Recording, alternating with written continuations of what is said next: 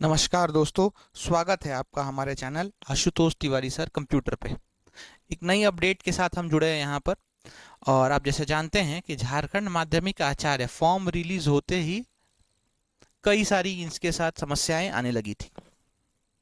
पहली समस्या यह थी कि यहाँ पे कंप्यूटर साइंस में बीएड मांगा गया था। दूसरा, इसमें एज फैक्टर था। और तीसरा समस्या यह था कि ये ओपन डिस्टेंस और ऑनलाइन कोर्सेज को एक्सेप्ट नहीं कर रहे थे। इसी संदर्भ में हाई कोर्ट में केस फाइल हुआ, जहां पर एज फैक्टर को कंसिडर किया गया और झारखंड हाई कोर्ट ने एसएससी को आदेश दिया कि आप ऑफलाइन मोड में एज बेनिफिट मिलने वाले लोगों का फॉर्म एक्सेप्ट करिए, जहां पे एसएससी ने किया भी। अब एक और समस्या थी कंप्यूटर साइंस में बीएड की, तो यह भी झारखंड हाई कोर्ट में पेंडिंग है, प्रियंका कुमारी वर्सेस अदर्स में। और साथ ही साथ ये जो ओपन और डिस्टेंस मोड है, इसके लिए भी कई चीजें साइड बाय साइड हो रही हैं। तो आइए इस वीडियो में हम लोग जानते हैं कि क्या अपडेट्स हैं इनके बारे में। यूजीसी के द्वारा झारखंड एसएससी को या झारखंड एसएससी के सचिव महोदय को एक पत्र लिखा गया 22 अगस्त को, जिसमें बताया गया है कि जो ऑनलाइन कोर्सेज हैं और डिस्टेंस कोर्सेज हैं, वह दोनों क्या हैं, सेम है। दोनों में कोई अंतर नहीं है। और यह दोनों कोर्सेज जो हैं वो कन्वेंशनल मोड में, यानी जो रेगुलर कोर्सेज हैं उनके बराबर हैं। इसीलिए इसमें कोई भेदभाव नहीं किया जा सकता। इसकी कॉपी सचिव महोदय जेएसएससी के पास तथा हमारे चैनल को भी दिया गया है, यानी हमें भी दिया गया है, क्योंकि कंप्लेन हम लोगों की तरफ से किया गया था। साथ ही साथ जेएसएससी को उस पत्र के साथ यह भी एक नोटिस दिया गया है 2 सितंबर 2022 का, जिसमें तत्कालीन सेक्रेटरी साहब रजनीश जैन, यूजीसी के सेक्रेटरी साहब ने अपने हस्ताक्षर के अंतर्गत यह आदेश जारी किया था कि डिस्टेंस मोड के कोर्सेस और ऑनलाइन कोर्सेस यह इक्विवेलेंट हैं, बराबर हैं कन्वेंशनल मोड के। इसीलिए जहाँ पे कन्वेंशनल मोड वाले आएंगे, वहीं पे ऑनलाइन मोड वाले भी आएंगे और वहीं पे डिस्टेंस लर्निंग वाले भी आएंगे। तीनों के लिए समकक्षता बराबर है। साथ ही साथ यह भी लेटर हमें यह प्रदान किया गया यूजीसी के द्वारा, जिसमें बताया गया है कि 5 दिसंबर 2024 को एक पत्र जारी किया गया था registrar Jharkhand state open university को, और बताया गया था कि भैया आप लोगों ने भी ऑनलाइन कोर्सेज चलाने के लिए हमसे अनुमति मांगी है। अब कौन कौन सी अनुमति मांगी गई थी, तो वह कोर्सेज के यहाँ पे डिटेल दिए गए हैं।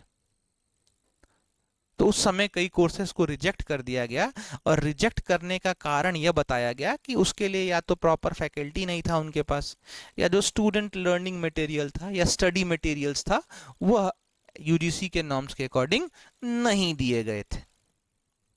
लेकिन बाद में फिर से इसमें यह भी बताया गया था कि किस किस प्रोविजंस को कंप्लाई किया जाए, किसको फॉलो करके चीज़ों को ट्रैक पे लाया जा सकता है, और ओपन यूनिवर्सिटी उन चीज़ों को वापस से करा सकती है।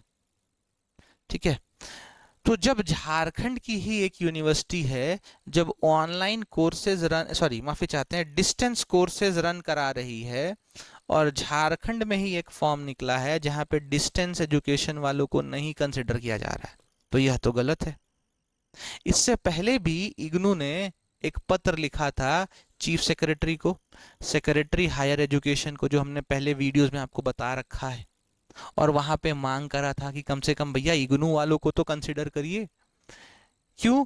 क्योंकि जो इग्नू है वो पार्लियामेंट के द्वारा स्टैब्लिश्ड एक एक्ट के अंदर बनाया गया है, और यह इक्विवेलेंट है बाकी के रेगुलर कोर्सेज के थ्रू। यह इसी का एक कॉपी जेएसएससी को भी भेजा गया था, लेकिन ना जेएसएससी इस पे कोई एक्शन ले रही है, ना चीफ सेक्रेटरी महोदया ले रही हैं, ना सेक्रेटरी महोदय हायर एजुकेशन इस पे ले रहे हैं। तो हम जानना चाहेंगे ऐसा क्यों है? विद्यार्थी कब तक हर चीज के लिए कोर्ट जाते रहेंगे? हमारा काम पढ़ना पढ़ाना है, ना कि हर चीज के लिए कोर्ट में जाना, ना कि हर चीज के लिए प्रदर्शन करना। यह भेदभाव क्यों है? सरकारी महकमे में ही जब एक महकमा यह कहता है कि हाँ हम ऑनलाइन कोर्सेज चलाएंगे, चला रहे हैं, और दूसरा महकमा मानता नहीं है। एक महकमा कहता है कि हम डिस्टेंस एजुकेशन चला रहे हैं, दूसरा कहता है हम नहीं मानते डिस्टेंस एजुकेशन को। तो यह गलत है।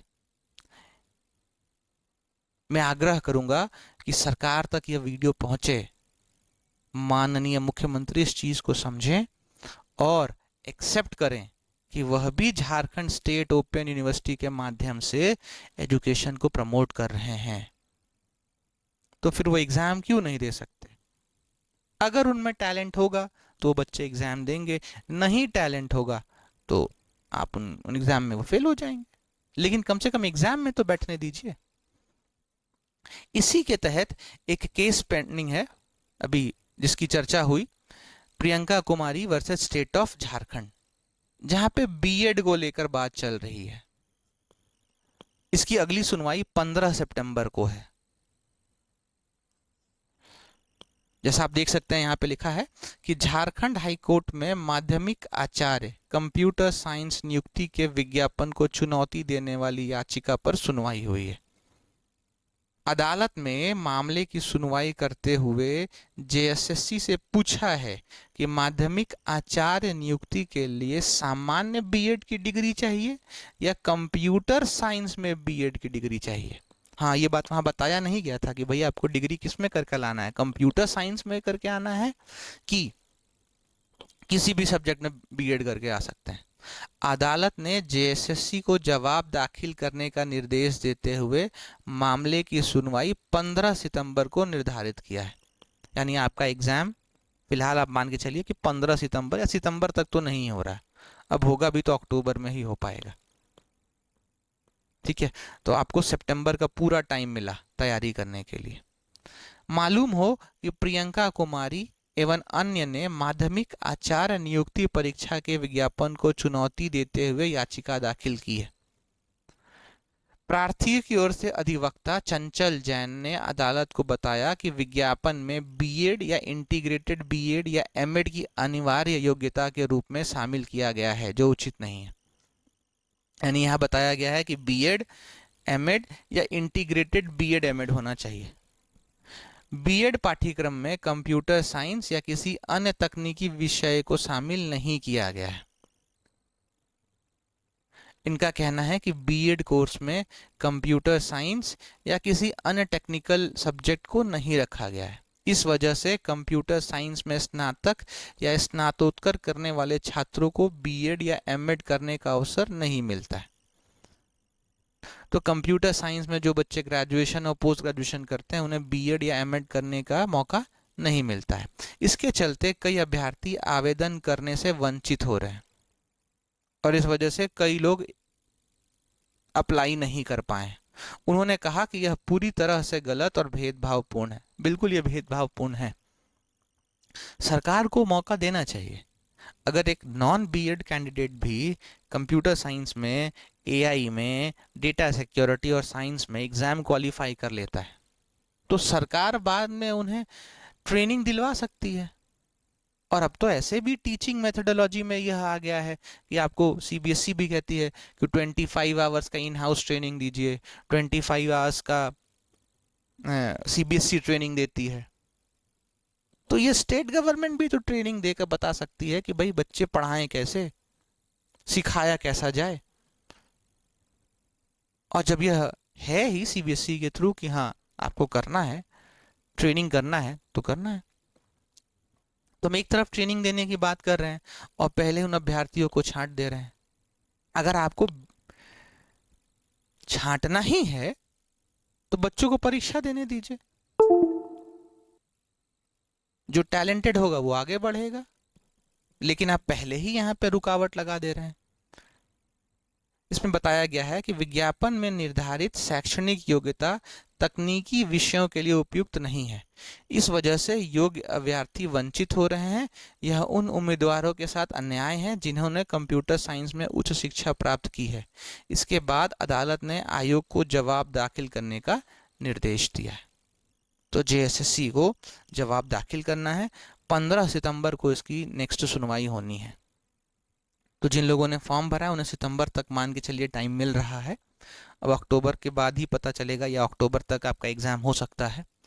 लेकिन साथ ही साथ मैं अपनी आवाज़ फिर से बुलंद करूंगा, सरकार से रिक्वेस्ट करूंगा कि आप बिना बीएड वालों को भी कंसिडर करिए, आप डिस्टेंस मोड वालों को भी कंसिडर करिए। साहब, बच्चों को पढ़ने का मौका दीजिए, बच्चों को कॉम्पिटिटिव एग्जाम्स में बैठने का मौका दीजिए। आप जब तक मौका नहीं देंगे, हो सकता है कि अच्छे कैंडिडेट्स को भी आप खो देंगे। मैं आप सबसे रिक्वेस्ट करूंगा कि आप इस चीज़ को प्लीज़ फॉरवर्ड और शेयर ज़रूर करिए, ताकि हमारी आवाज़ सरकार तक पहुंच सके। फिर मिलेंगे, तब तक जय हिंद, जय भारत, वंदे मातरम।